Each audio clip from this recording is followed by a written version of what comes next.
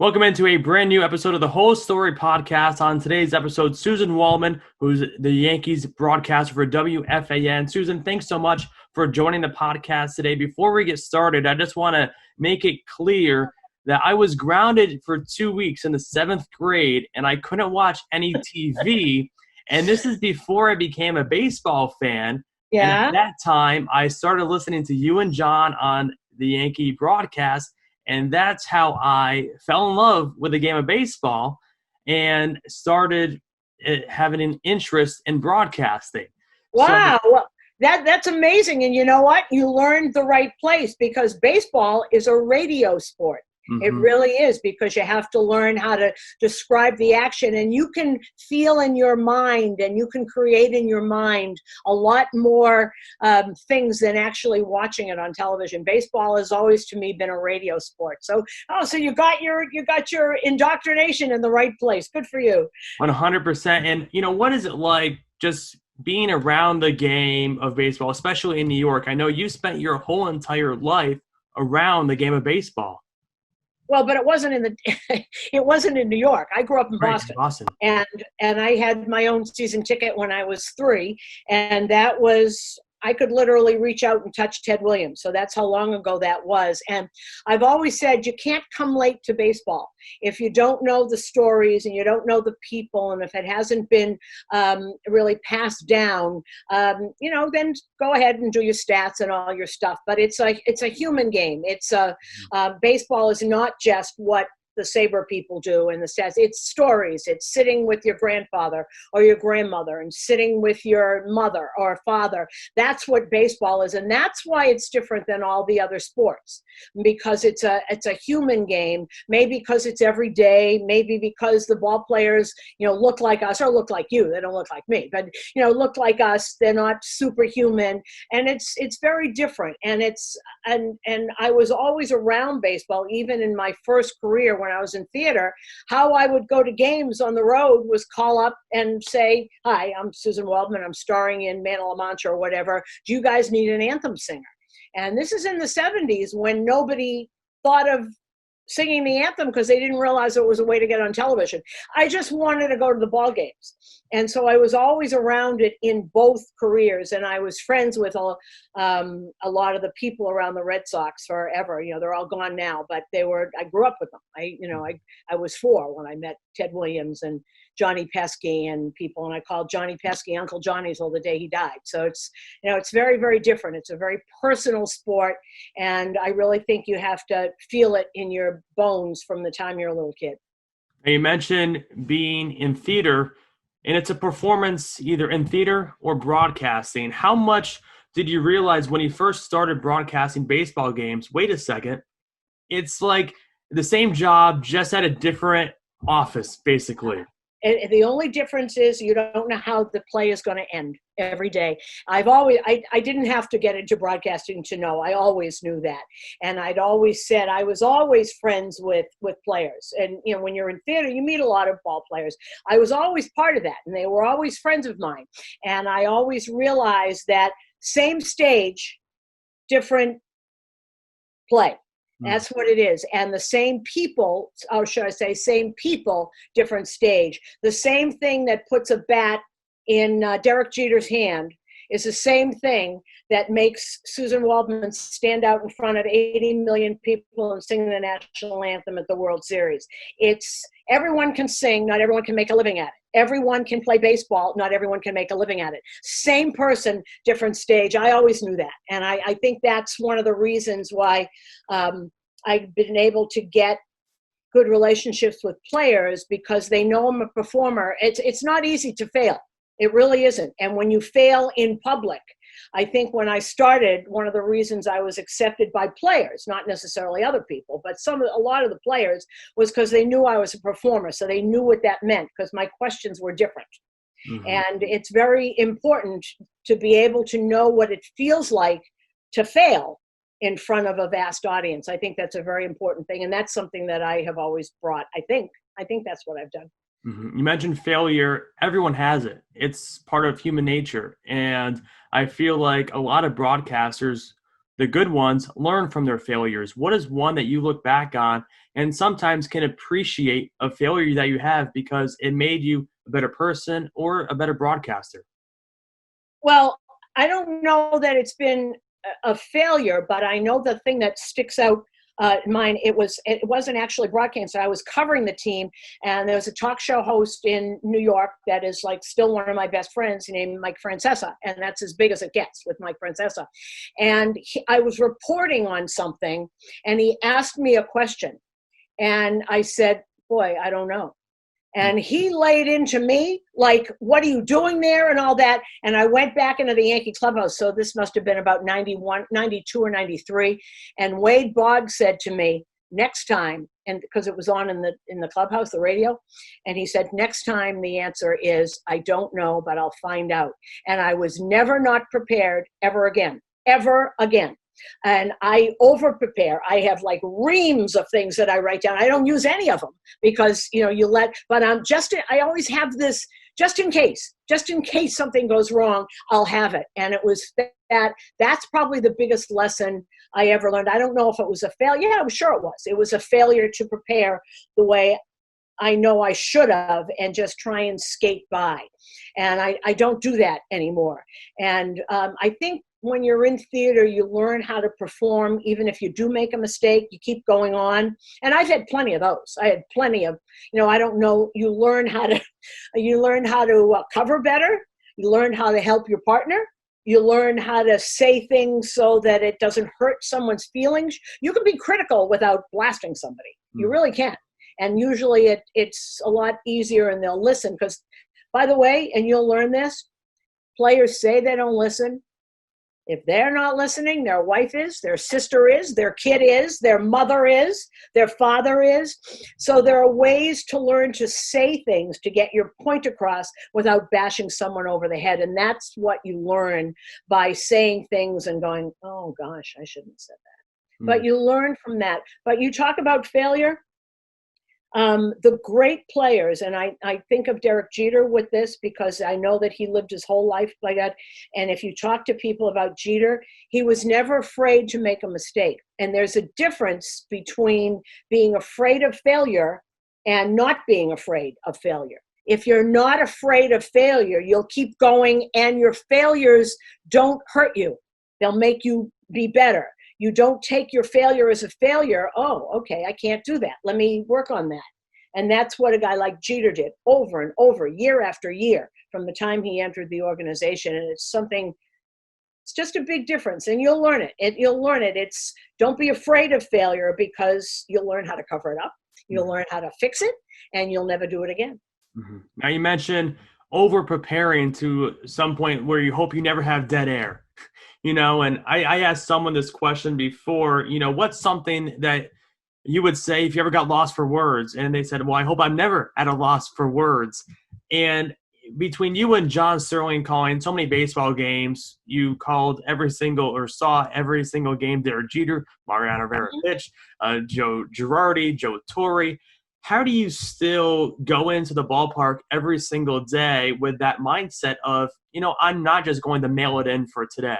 Because you can't. You can't mail it in because it's a different day and different people and a different pitcher. And I'll tell you something that Ken Harrelson said to me before I did my very first game in 1992. It was a radio game.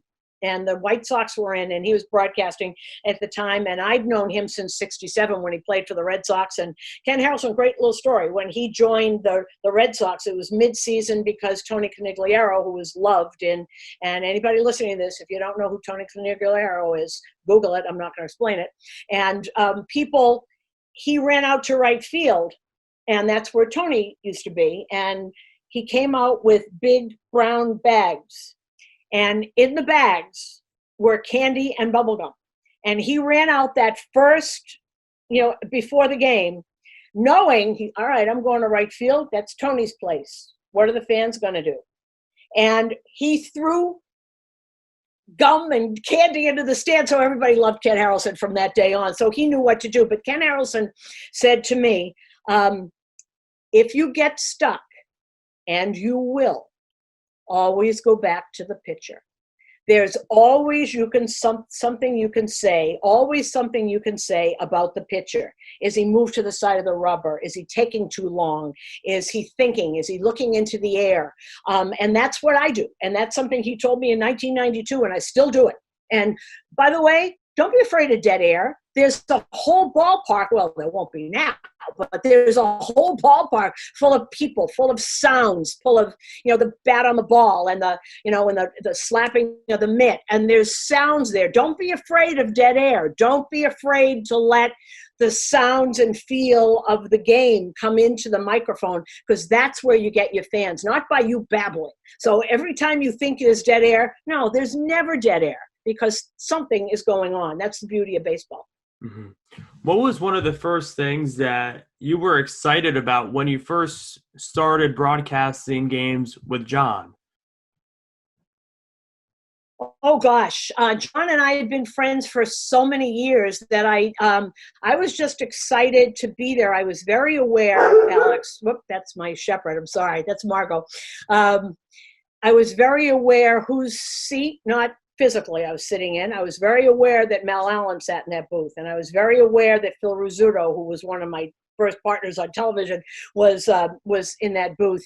I was just excited about bringing what I've been doing on WFAN every single day. And that was very important to me to be able to do that. It wasn't, gosh, I'm excited to do this. I knew I could do this. And I've been, preparing for it for a very long time. I've been in, 1987 was the first time people in New York heard my voice. That's a long time ago. And I was just excited to do it. I knew that John and I were going to be great together. We've been friends for 100 years, as I said.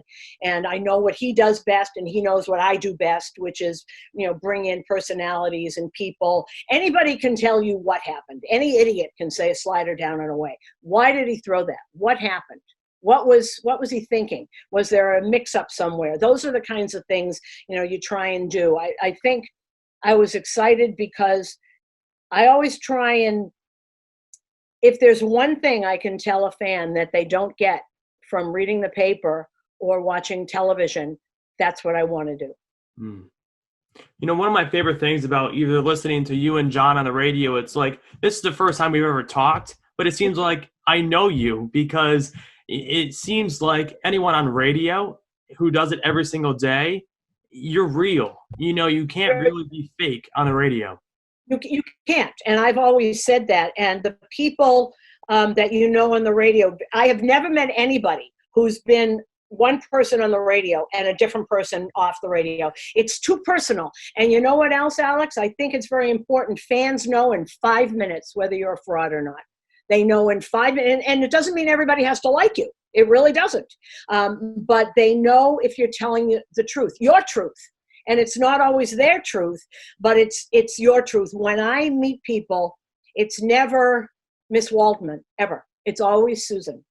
Always Suzyn. And it's very personal. I get, letters and, things from Dear Suzyn, not Dear Miss Waldman. And that's the difference between, I think, radio and television. I really do. It's just so personal. You're sitting in their car with them. You're saying, I used to have little radios underneath my pillow. I bet you did too. And everybody does. And you're there. You're sitting when you're making dinner on the kitchen counter. A million places that television can't go. So it's very, very personal, and it's every day. When I grew up, my first announcers I ever heard in Boston were Curt Gowdy and Bob Murphy. And I was a little tiny girl, but I knew from the sound of their voices whether the Red Sox were winning or losing before they ever told me the score. And I do that. People know as soon as they turn on the radio, I hear it all the time, because John's like that too. And that's, we still tell you what's going on. We don't, all that. The greatest compliment I've gotten from people is saying, I know whether the Yankees are winning and losing before you ever tell me the score by the sound of your voice. And to me, that's a radio listener. They know when you're happy. They know when you're, no, why is this happening? I mean, it's one of those things. And that's okay. And that's okay to be like that. I know we're going out of style, and I know, but I think people still like it. How can you take something that you loved as a kid and has spent many years in the business to still keep it new and fresh? sometimes I think radio is becoming to be cool again in some ways. So how can you as a broadcaster evolve, not just yourself as a broadcaster, but the entire broadcast? Because as I said before, every day is different. Life is different every single day. I did one show on Broadway. I did Man of La Mancha off and on for 12 years. How do you keep that fresh? The audience is new. The guy you're playing opposite maybe didn't feel well the night before. It's the same thing. You look at what is going on the field. Why is, Aaron Judge is for whatever? Why? What happened? What's going on? Is it raining? Can the catcher see? Life goes on. And if you don't find new things every single day, you're going to be really unhappy for a really long time, because then it gets to be rote. Try and find something. There's always something. You're doing, I see the Royals background. I love that. One of my favorite parks in the world is that place. But you have to find something. Maybe there's a guy underneath you who's yelling that you want to be quiet. You want to throw water on or something. Or maybe there's a guy in a Saberhagen shirt and you go, wow, I wonder where he got that Saberhagen shirt. I wonder if he was here when Saberhagen was really good. I mean, just find little things to keep it fresh for you, and find one thing, and it changes your whole approach to everything that happens. Then you can say the route, ball one, strike two, yada, yada, yada. But if you do those kinds of things, find something. Maybe the hot dog guy is yelling too loud, and you want to, John likes to stand up and stare at people like they're going to be quiet because he's, but it gets him out of, why doesn't he stop it? And then you get back to where you are. Find something to take you out of humdrum and repetition, because nothing is repetition. It really isn't. There's always something different. As long as the sun comes up, the sun goes down, and every day is a new day. It really is. Find something. It's out there. Mm-hmm. Suzyn, this is my favorite part of the show. It's a fast 5 quick round. It's 5 quick questions. All right. You have however long do you take to answer them. If you want to expand on it, you most certainly can. Okay. Do you have a favorite piece of sports memorabilia that you own? Yes, I do. It's my hero was Ted Williams, and I've got Ted Williams stuff all over the park. I've known all over my house. I've known him since I was a little tiny girl, and I have a picture. Right, I'm going to turn it over there. See if you can see. It's underneath my television. It's right there. And it's in a silver frame, and it's Teddy and Carl Yastrzemski, and it says from Teddy, to Suzyn, beautiful and talented. Love, Teddy. And then Yastrzemski signed it too, but that's my favorite piece because Teddy wrote it for me and he knew who it was. And one of my first interviews I ever did, I wanted to impress the people at WFAN, and I was in Winter Haven, and I said to him, can we do an interview? And he did an hour with me in the middle of a field, one of the minor league fields. And it was great. It was great. Mm-hmm. What was one of the best compliments you've ever received? I don't remember compliments. I only remember bad things. Isn't that awful? What an awful thing to say. Why is that, do you think? Because I'm the same way, I think. Okay. I think it keeps me going. I told you I did I did off and on 12 years Broadway and touring of Man of La Mancha. I remember the one bad review I got. One bad review in all those years. It said if Suzyn Waldman could act half as well as she could sing, she'd be a third of the way there. I did it for 12 years. The one thing I remember is that. I don't know. Maybe it keeps me going. Maybe it keeps, I remember the bad things because I don't want that to happen. I don't want that to stop somebody else coming up in back of me. We're still a long way from women being accepted in this place, no matter how many there are of us now. I don't want that to be, I don't want to, I take the criticism very seriously, and I shouldn't. No, I think it should, because it motivates you to be better. It does. I think it motivates. Mm-hmm. Yep, it does. Or maybe to be a little less hard on myself. See, if you get criticism and you think it's garbage, it won't bother you. If you think there's a grain of truth in it, you'll take it very seriously, which can be very dangerous because we are our own worst enemies half the time. 100%. Okay, enough of that question. Favorite sports movie of all time? League of Our Own. I like that one. Number 4, go-to ice cream flavor. Vanilla. Awful, isn't it? Vanilla or chocolate chip. I love vanilla ice cream. I work in an ice cream place right now. I've worked at an ice cream place since high school. And now that I'm home, I'm back there, and I love vanilla ice cream. I loved, there's no more Brigham's. It's gone. It was in Boston. That was my favorite ice cream. Brigham's vanilla or Brigham's chocolate chip. I love chocolate chip, but I can't eat that anymore because I don't eat ice cream anymore. I only eat coconut milk ice cream, and they only have good vanilla. So. And then the last one for the Fast Five, Suzyn. John is famous for his home run calls. If you had to pick a home run call for John Sterling, what would your home run call be? I wouldn't even dare to do that. I wouldn't even dare to do that because he'd criticize me and I'd never get over it. I have no idea. You probably have one. I want to hear yours. Well, I was thinking, Suzyn hits it to the wall, or it goes over the wall, and then you could do something along the lines of that, maybe. Yeah, no, I wouldn't even dare. I'm not as clever as he is. I thought you were going to ask me my favorite John Sterling one. I couldn't even venture. I'm not as clever as John to do that. Now, he comes up with them all on his own for the most part. People pass him along and stuff like that, but sometimes he creates his own. Mostly he does. The early ones anyway. I mean, Burn Baby Burn and Georgie Juiced One and A-Bomb from A-Rod and Robbie Cano, Don't You Know? Those are, and the ones that are like Broadway musicals that only my friends in theater and John and I know. When he's saying something sort of grandish for Curtis Granderson, I know exactly what that was. I mean, but yeah, no, he's very, very clever and takes a long time, and he thinks about it. He does think about it. He never tries them out on me though. He just, so you'll know if there's a new player and he hits a home run, whether I will either laugh or there'll be dead silence. So is there one that he just said and you're like, no, I'm not a fan? That I said to him, I'm not a fan? Yeah, he knows it. Yeah, the Giancarlo Stanton one, and Sempe Parlay, whatever. Whatever he does like that. Non si posi, whatever. And I remember I said to him, I said, really? And he said, and I kept doing it for and then the critics started, he's very contrary. So if the critics start saying it's terrible, he's going to do it more. And now I've gotten used to it, but I actually said to him, you do know he's not Italian, right? And he said, I know that, Suzyn. So I decided I was let him, non si co si parlo or whatever. Whatever.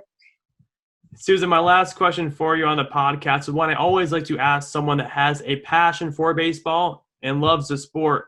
If a 15-year-old kid came up to you right now and told you that they don't understand baseball and it's boring to them, what would you say to them? I would say then you're not looking at the right things. Probably what you're doing is either reading stats or listening to Whip and War and all that crap that's going on.